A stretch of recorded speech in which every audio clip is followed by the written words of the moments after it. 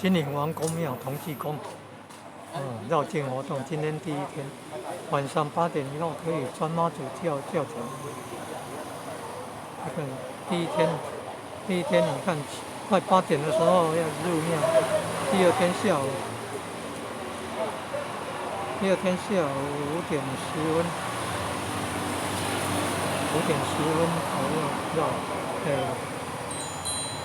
入庙第二天下午5点10分入庙。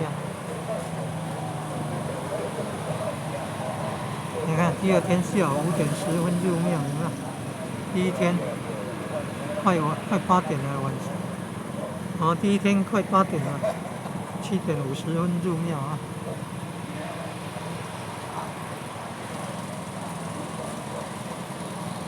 新宁王公庙同济宫，绕境活动今天第一天，